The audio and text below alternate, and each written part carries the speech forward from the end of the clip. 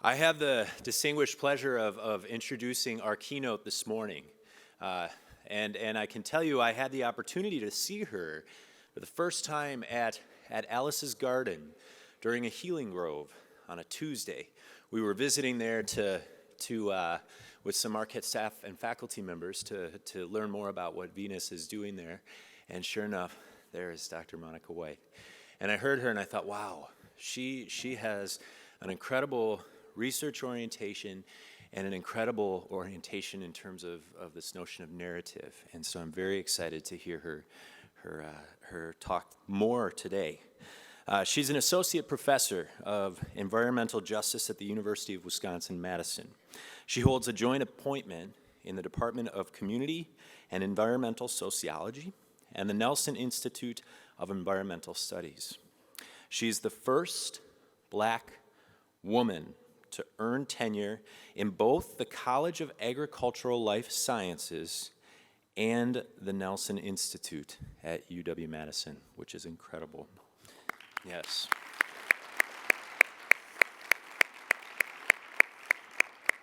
As you'll hear, her research investigates Black, Latinx, and Indigenous grassroots organizations that are engaged in the development of sustainable community food systems as a strategy to respond to issues of hunger and inaccessibility.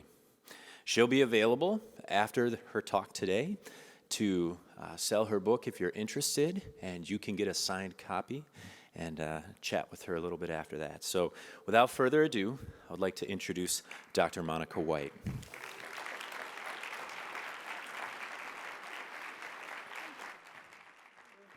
Thank you. Appreciate it. Woo, good morning. Y'all all right? All right, really great to see you all. Thank you to Dan, a beautiful introduction and a wonderful opportunity to meet you at Ellis's Garden. Thank you to the Social Development Commission, to the sponsors, and to the Office of Community Engagement.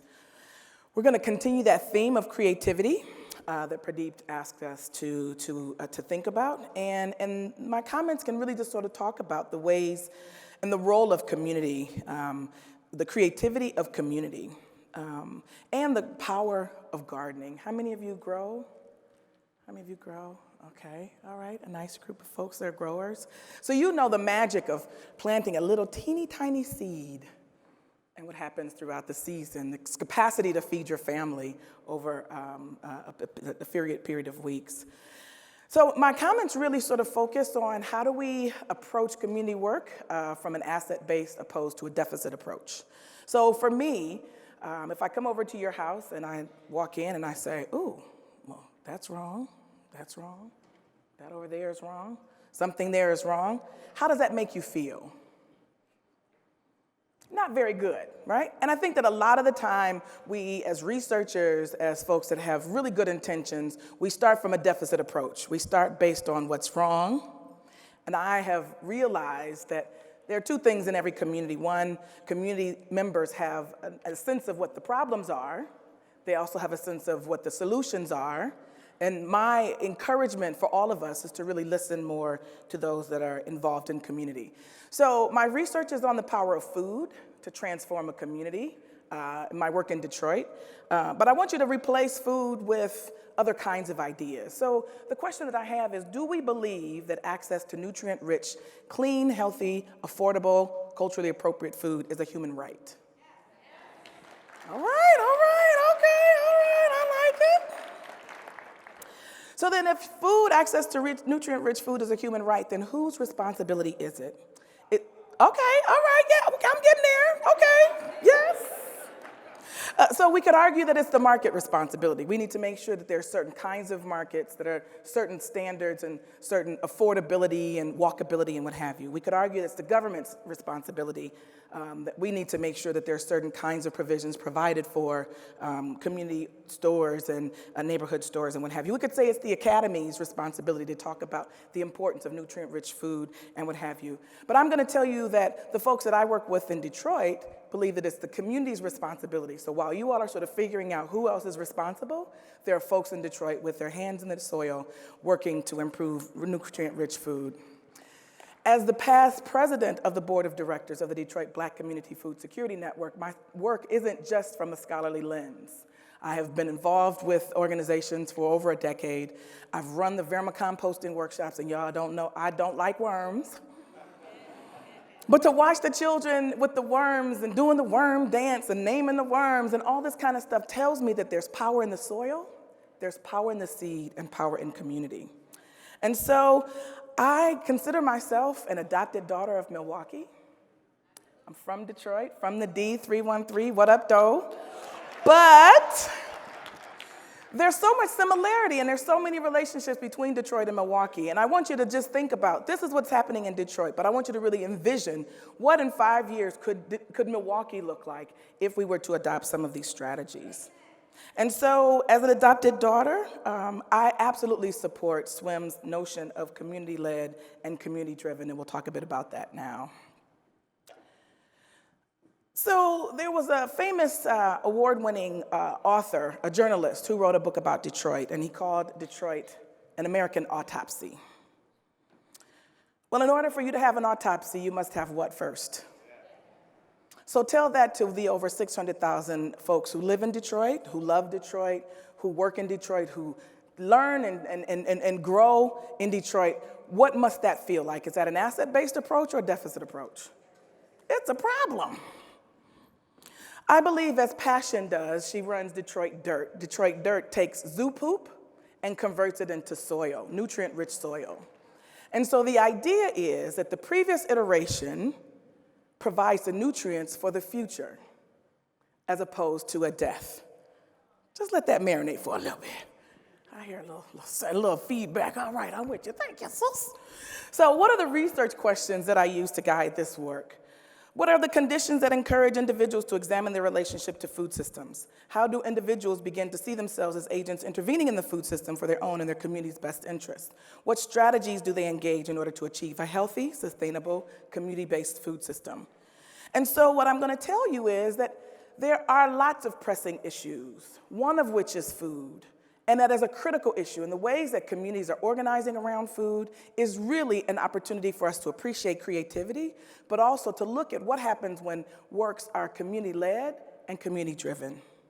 What are the concerns around food? We know that climate change is complicating our access to food. The average item on your plate travels 1,500 miles. 1,500 miles.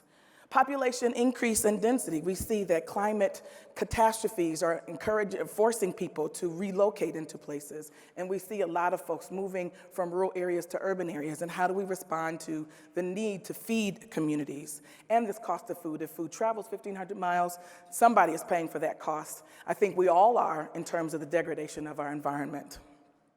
So the issues, the ways that we respond to, could either be cheap food or local food. Cheap food, we call PHOOD, food, fake food, frankenfood, that food that is not nutrient-rich, often high in high fructose corn syrup and partially hydrogenated oils and what have you. But we know that this isn't really the solution. This is not a long-term solution as we're looking at communities that suffer from diet-related illnesses. So lots of us already believe in local food. We go to Fondy's Market. We support those growers. We make sure that we invest and support those entities. But I want to tell you a little bit about the people who are doing the work and a frame to understand the work, a way to understand and embrace the work so that we can try to make sure that it happens in lots of other places. So a lot of people may wonder, why Detroit? Well, I think Detroit offers us an example, an opportunity to look at what happens when the economic bottom falls out. How then are community members responding to an economic downturn, and how are they taking what may look like a vacant lot and transforming it? There's a woman that I met doing my research. Her name is Tefira. Tefira and we laughed together and we cried together as she told me the story of this lot, this vacant lot that everybody would avoid. And so one day she just got fed up. She's like, I'm not gonna keep, the grass was tall and didn't know if it was a dog or something in the lot, and the children were afraid and would run by it. She said, that's enough. She got up, she went out, took her mower, cut down the lawn, the grass, started knocking on doors and asking children, what do you like to see here? And they said, I want music. So they created a space for music. We wanna see art. We wanna show the power of community access to art. And the thing that really brought us both to tears was, she said, well, what do you want to grow? And the kids were like, well, tomatoes. We want to grow them. We want them right here. And she said, so we did. We listened to the kids. And what the beauty of that was that she wanted the kids to hear the power of their own voices, that they have agency, that they can decide and make some decisions in terms of how their community looks. And of course, we know when kids grow vegetables, kids eat vegetables, right? And so this turned into like a community center, and there's a beauty in that. So Detroit is one example of what happens when the economic bottom falls out, but on a larger scale, what do we do with the access to land? And then at the beginning of this, I'm gonna talk about the history of agriculture in a place like Detroit. So Detroit had the first Urban Ag Ordinance in 1894 that we'll talk about, but also had the first Urban Agricultural Act in 2016. So Detroit makes a very compelling case. I argue that we put the world on wheels and we can teach the world how to build sustainable communities where access to healthy food is not contingent upon people's financial resources, and that there's no distance between where people are, where they live, and where they consume nutrient-rich foods. So a lot of people don't know, after the indigenous were colonized, we created Detroit ribbon farms. And so ribbon farms would be a place where the French would create these 300, 400 feet wide, but miles deep access to water. And so this is the Detroit River. And each ribbon farm had access to water because we know in order to grow food, you have to have water. All right, so what are the ribbon farms? How many of you have been to Detroit? So on the east side, a lot of those French streets, Gratiot, Shaner, Cadieux, those were the folks who owned those farms. The street names were those that who owned the farms. This is Hayes and Pingree, who in 1894 decided that there should be an ordinance, an urban ag ordinance. And that urban ag ordinance just said, for those of you who own land and the land is not being used, can we use that for growth spaces? People teased them. They were like, what do you mean? And there were lots of Polish immigrants that were there that were really hungry, right? And so Hayes and Pingree said, well, look, we have this access to land. It's not being used. Folks know how to grow food. How do we allow them to access that food? People teased him, and they talked about him. He sold his prize horse at a loss because he believed in it so much. After this project, there were 5 other major cities in the country that adopted the Urban Ag Ordinance. Here is a group of Polish women en route to what was called Pingree potato patches. This is in 1890. So the research that guides the work really takes place in several different ways. First, I wanted to do an analysis, a spatial analysis. How do we understand a declining population of Detroit? What does it look like to have access to vacant land? The second was a comparative ethnography. I wanted to understand who are the folks that are involved in agriculture? What are their different reasons? Is race a factor? Is class a factor? Location and region? I did lots of participant observation along with in-depth interviews. And I also, for the book Freedom Farmers that recently came out, wanted to look at an archival analysis of the role and importance of food as a strategy of the Black freedom struggle, but also wanted to talk to current generational farmers and also current food justice activists and what have you. And we also conducted some focus groups. Just a bit more about Detroit's history is that there hasn't been a time in Detroit where folks didn't grow food, just the same as Milwaukee. As long as folks have lived in cities, folks have grown food in cities. It just looks different. So we had the ribbon farms, we had Pingree potato patches, we had school gardens where all schools had a curriculum, an ag-specific curriculum. Garden city plots, Liberty Gardens, Relief Gardens, Victory Gardens, and in the 1970s, USDA garden program. So when people say that urban agriculture is new, that's not true. Right? There are new things about it, but there's always been food production in cities. When we think about how big, wide Detroit is 140 square miles, large enough to fit San Francisco, Boston, and Manhattan with land left over. At its peak, almost 2 million in the 1950s. Population now, I looked up this morning at 4 a.m., 659,135 residents, give or take. And so the idea is, what then do you do when you have a population decrease of that magnitude? As others were growing up, like New York, Detroit spread out. And so that meant we had lots of land to cover. The idea is that there are somewhere around 40 square miles of vacant land that that doesn't have any buildings, but that doesn't justify those buildings that have been abandoned and what have you. So let's talk about and think, what does depopulation look like? Here we have St. Cyril in 1949. This is an aerial view of what a Detroit block may look like. So St. Cyril is here, and here you see a neighborhood. In 2003, this is the same neighborhood. Let's go back, 1949, 2003. And so what happened was that they didn't deconstruct the house, which makes a lot of sense, right? They didn't go in and take out what we could use and then put it into, into another house. What they did, they dug a hole and they imploded the building, which then meant all the toxins, because the lead-based paint, 1970s, went straight into the soil. Other examples of depopulation. What do you do if you're the only house on a block?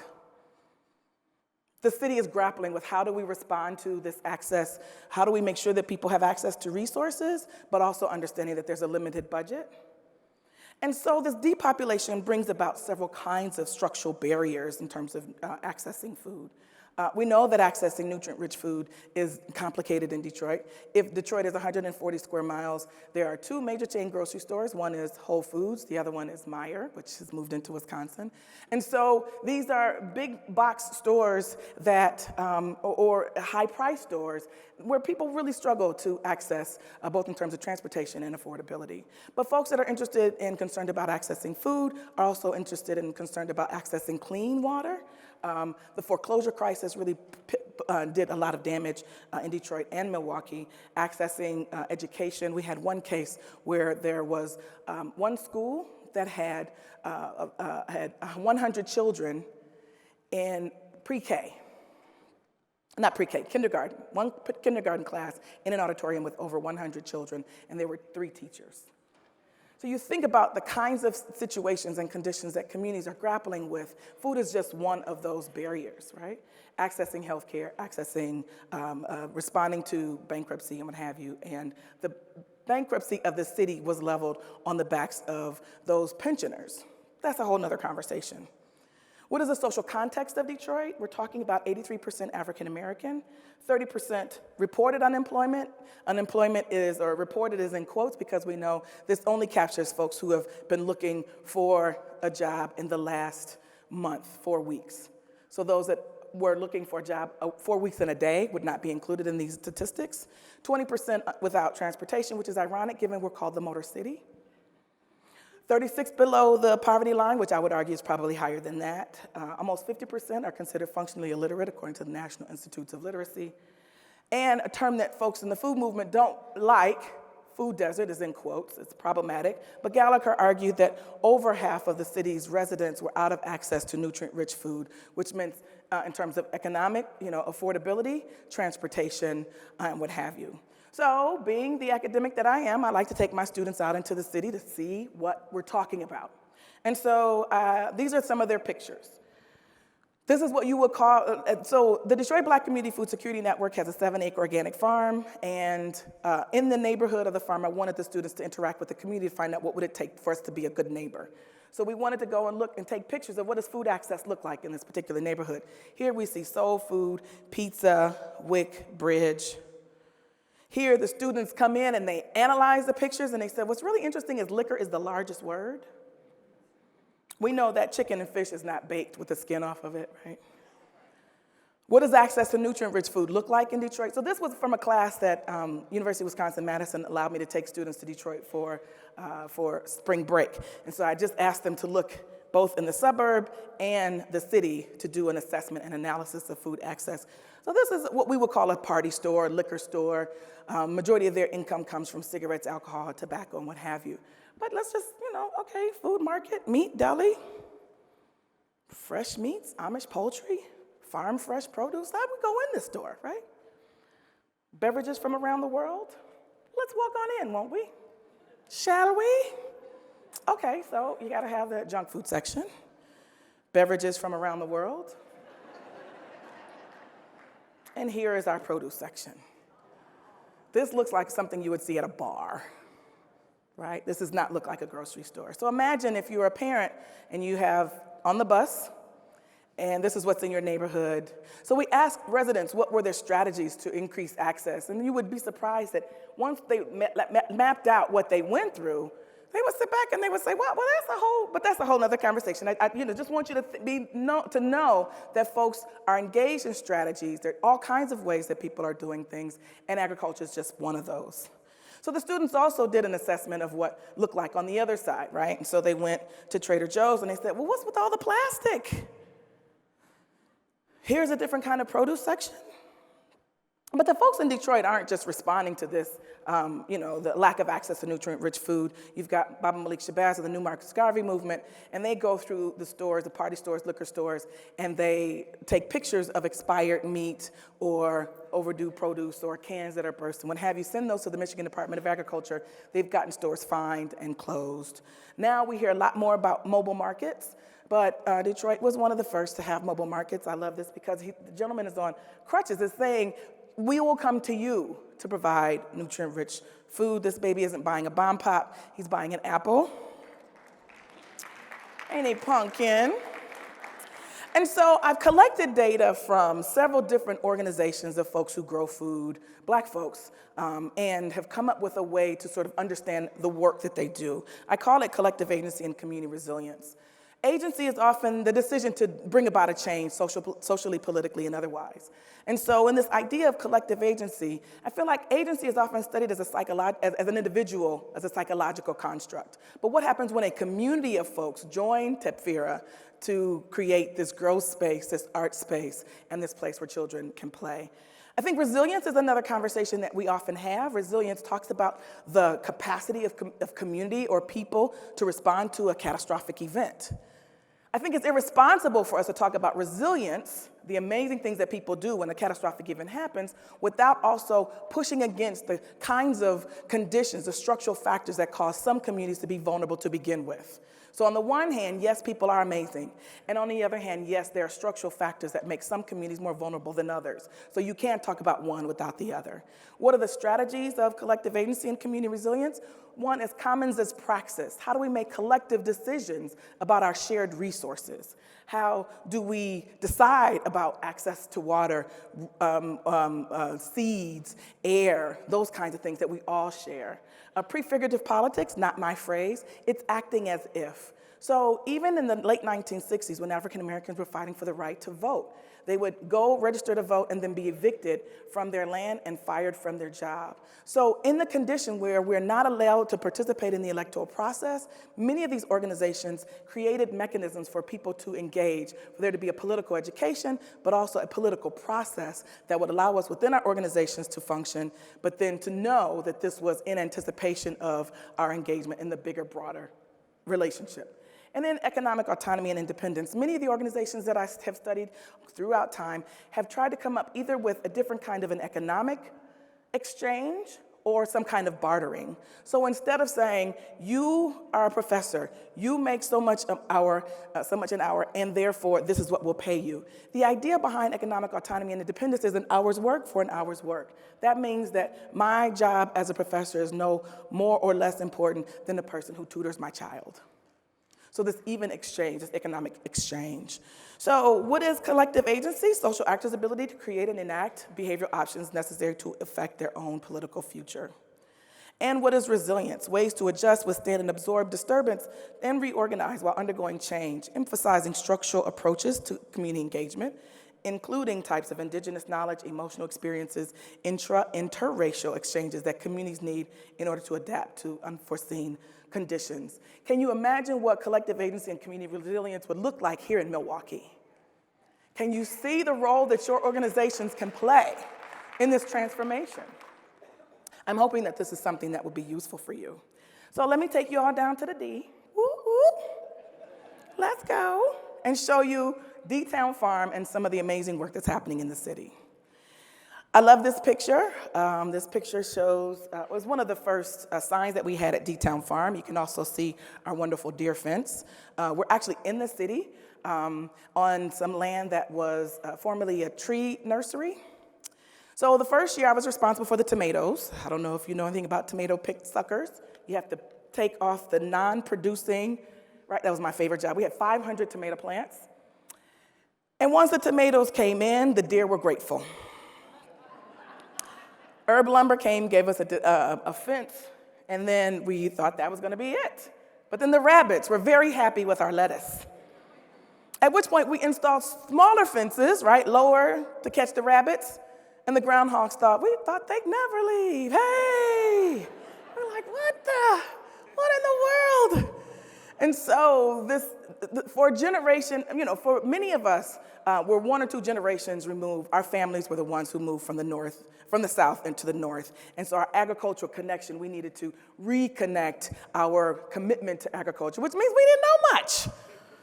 And so we're in the process of learning. We're considered an agri-tourist site. There are folks from all over the world come to D-Town Farm to see what we're doing, what's happening.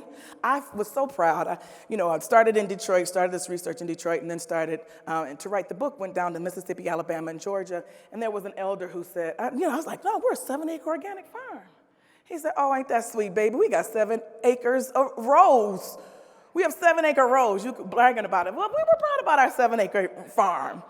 So, just to put a context to it, right? In the South, that isn't very much. In the city, that's a lot. So we have museum quality signage to talk about the importance of the connection between Africans and agriculture, what kind of flora and fauna can be found, and what are the kinds of fruits and vegetables. This is Neferat, our first farm manager on the land before we did anything.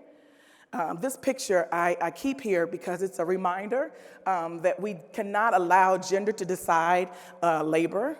In the meeting before, we were at the, I agree, right? So we were at the meeting and all the Babas in the room were like, yeah, we have to till the soil. Brr. Right? I've done this but for them and they love it, so they're not offended, right? So I'm like, yeah, the Babas in the room, they're like, yeah, we gotta have somebody till the soil. Ooh, okay, so. And then I get there, 8 o'clock in the morning, it's me and Mama Ife and Baba Malik. And Baba Malik is like, okay, you guys have at it. I don't know if you've ever done a tiller, but the next morning you wake up like you've been beaten by a bag of rocks. You're like, ooh, that hurts. Ooh, that hurts. No, it's no easy task. But this is D-Town Farm. Those are my tomatoes before, and the deer were just disrespectful. They bite it and drop it. And you can't even finish that one. This is an aerial view. We have several documentaries on D-Town Farm. Giving honor to Will Allen. We were outreach training, regional outreach training for, give it up for Mr. Will Allen. Regional outreach training for Growing Power, and every year they would come and teach us a set of skills. This is Baba Kadiri, who's now an ancestor, establishing the compost. What's a farm without queen bees? Gotta have your queen bees. Mama Abba so bad she does it with no gloves. And then once the mamas know the babies also. And so we're talking and thinking about how does urban agriculture have an environmental impact? You can look up, there's an article that talks about urban gardening and the resurgence of bees. This is important, and our children being involved in this. For some reason, it's my favorite. It's the Rolling Thunder Hoop House. It's on wheels. It's about half of the distance, and you plant one section, and then when that's done, you just grab 15 of your best friends and just move it on down. I don't know why I love this. This is the Will Allen Hoop House. We also do mushroom. And important is also to recognize that the frame of the relationship between African Americans and agriculture has often shaped conversations of slavery, tenant farming, and sharecropping. And so our job is to really change that conversation, right? Is to also look at the ways that agriculture, the relationship between land, food, and freedom has been a part of African Americans. And so the research of what's happening in Detroit, but also my book, Freedom Farmers, really shows that our relationship to land is critical to a transformation of our cities. And so part of that commitment is we want to make sure that we're growing those foods that came with us through the Middle Passage. In some cases, we carry the seeds in our hair in order to make sure we brought a part of that culture with us to the New World. Here we have mushroom and Mama Jackie in the back modeling our finest mosquito gear.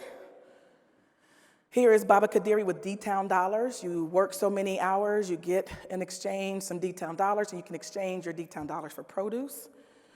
We have an annual harvest festival every year. It's a 2-day festival. You can get your blood pressure screened. We have chefs that come and show you how to grow some of the sustainably grown organic fruits and vegetables that we grow. What is a farm without a tractor pull? We have bee workshops. Baba Malik is also a reggae artist, and we believe that it's important for us to dance and sing while we're doing this work because that's what brings us back. While we understand that there's a lack of access to stores in the city, we have decided not to sell outside of the city. And so if you want D-Town produce, you actually have to come on this side of the 8 Mile Road. And this is Mama Jackie showing, willing to offer you an amazing recipe on what to do with all that eggplant that you've grown, don't know what to do with. This is our first year. We had interns, that's me with locks, with hair. We have a Food Warriors Youth Development Program where we make sure that we work with African-centered schools to show teachers how to incorporate agriculture into their curriculum, but we also show community engagement and community outreach so that once the kids go home for the summer, the community comes, helps take care of the gardens, and then when the kids come back, they have something to look forward to. We do all kinds of experiences on the farm where we teach children the importance of nature. We have a nature walk where we talk to children about dandelion greens and purslane and other kinds of traditional medicinals and those things that grow naturally that have a medicinal value. We're in the process of establishing the Detroit People's Food Co-op.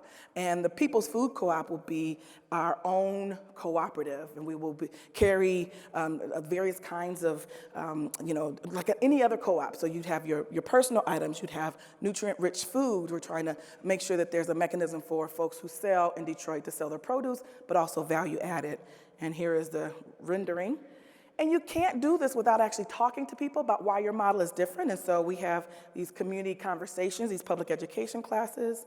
As I mentioned, the Afro-herbalism. We have an off-grid solar power station.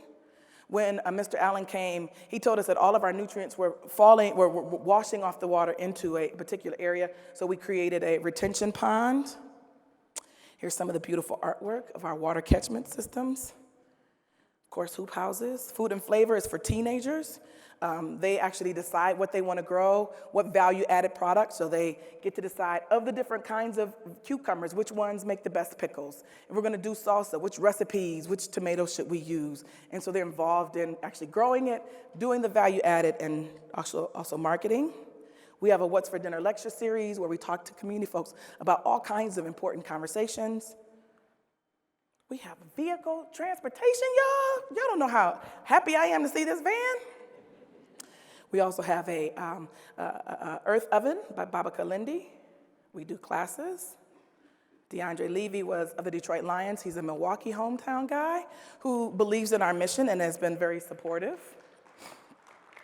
And the overall message is that when we get community involved, like there is no such thing if you build it, they will come. I don't believe that. People come when they're involved in the building and the visioning and the creation of whatever it is. So making sure that folks are involved in all aspects of it. And then we're really doing this for children. This baby is doing a soil test, testing pH in soils. Here's Batman on his time off. Right? How do you encourage children to be involved? And why is it important? Because our children need to have the freedom of walking and being free in spaces and with nature. And don't our babies deserve to be superheroes? And so in closing, I think it's important for us to understand and to recognize the ways that communities have the solutions. And how do we engage community members in terms of facilitating those? How do we approach the community from an asset-based approach? And I'm happy to help. My name is Monica. My email address, my website. I am the Garden Griot on Twitter. I'm Mo Beezy on Instagram, but I'm not really that good with Instagram. And I thank you. Thank you. Thank you. Thank you. I hope you have some questions. So, because we all know the routine, right? So what we're going to do is, because we got to catch up with time, but we want to give you an opportunity to engage Dr. Monica in questions. What we need for you to know is that she does have her books here, and we are going to do the book signing, but I need everybody to pay close attention. We will not line up outside this room. We'll line up inside this room. On this gray wall, there are some guards or guides that help guide you to the book signing. That's where we're going to start. Not outside, inside. And so Dan is in the back. Dan will work the room on that side. I've got it on this side. We're going to ask that we like to hear from a variety of people. Please engage. Good morning, Dr. White. How are you? Good morning. Let me be the first to say welcome. Thank you for coming. Thank you for speaking. On a personal note, I adore you. I've been low-key academically stalking you and Dr. Holly Gibbs for a while now. Thank you. I think that the work that you've been doing has not only inspired people in Detroit, but personally it's inspired me. Thank you. About 4 years ago, as I was completing my master's in nonprofit management and leadership, after being a special education teacher for MPS and really realizing how broken the system is and how desperately we needed therapeutic and educational spaces for these children to truly have an environment where they can grow and thrive as young scholars. So the work that you guys have been doing has been inspiring me for a while, so thank you. Thank you. Which leads me to my question. After writing this business plan, it getting the attention of Donald Driver to the point where he showed up to my house and told me to keep on developing this concept, suffice it to say I've struggled immensely to get the various constituency in this community to come together between academia. MPS obviously has a number of issues where I think if we had these alternative spaces, it could give an outlet to our children. But it's very difficult to get traction in a community that unfortunately lives with the moniker of being the most segregated city in America. So what can you give us to really engage us to understand that we're not going to be able to engage these children's brains without fresh food? We're not going to be able to provide that, especially when we look globally speaking, our food systems are starting to fail because of climate change. What can we do here? What can we do now to gain the most traction? Thank you for that question and for your work. I appreciate what you're doing. To me, it's always to sort of ask people what is their goal, and also identifying what their strengths are, and finding a way for that to overlap. And it's not easy, right? I teach my classes in a very much community engagement kind of, right? So if we're in doing community engagement, I'm not the one that has all the answers. We're gonna come up with a much better outcome than individually, and how do we build that? So I think first is identifying what the assets are in every entity, what are the strengths, and what are the organizations involved. And so I think mostly every church has a wellness ministry, right? How do we get the wellness ministry to also engage or to talk to the folks at the school system? So I think that there's part of it comes from relationship building. Once people know you and recognize you and know who you are and what you're doing, then I think that facilitates that process, and really asking people, what are your strengths? And what do you bring, what are you willing to do to make that happen? And I think that you'll be surprised at how much synergy comes around recognizing the importance and the significance of food. So I'd be happy to talk more to you about how I approach different entities, because I think that there are different strategies when you're talking to school systems versus academics versus community organizations. So each requires a different kind of approach. I'd be happy to share, to build on that. Thank you so much. I appreciate you. Thank you. Other questions? Hi. Good morning, Dr. White. Good morning. So first of all, I'm very, very impressed to see such an engaged and excitement around food growing. I have a daughter who loves to plant, and she loves science. Yes. So it's really nice to show her something. I was texting messages and good. so that she could see Yes. what you're doing. So you spend a lot of time in your presentation talking about the food piece, and you touched upon the medicinal component and the holistic piece. And my question to you, a little off, but it's really around the medicinal component, especially around the cannabis piece. I am particularly interested because I have a child who is ADHD and epileptic, and I know that there's some healing with the cannabis, and I'm curious to get what your thoughts are on that process, and if you guys are actually evolving more on the holistic side on that. Sure. So I can't speak specifically to the cannabis conversation. We do know that Michigan is both medicinal and recreational, and so there are lots of conversations that are happening that I'm not involved in. But what I will say is, I think If you think about what happened in Cuba, after the special period, there was a group of researchers that said, okay, so we're cut off from the US and the pharmaceutical, so what we have to do is we have to figure out what was grandma's solution to X, right? So my grandma, it was always ginger ale. Ours was Verner's because it was made in Detroit, right? But there were certain things that my grandma told me that would, right? And if you think about the power of chicken soup, and now bone broth is like $6 a cup. So we should listen to grandma. So what Cuba did was they sent out researchers all throughout the island, and they asked, what plants do you use and what medicinal value? They then took those to the lab and created medicinal grade purslane, medicinal grade oregano, medicinal sorrel, aloe vera, all of these kinds of things, and we're able to sort of really capture that. So what we're trying to do is we're trying to incorporate, in addition to the nutrient richness of the fruits and vegetables that we grow, the rest of the area, like in the Afro-Herb Walk and Afro-Herbalism, where we really are talking about alternative medical solutions around meeting the needs of folks. And so I think that if anybody in the room is, in relationship with natural scientists, I think the natural scientists, like many academics, were kind of behind on the times of what communities are really doing. And so if, as quickly as I give you Pepto-Bismol, I can give you dandelion root, one does better for the body. And so, well, don't send anybody after me, please.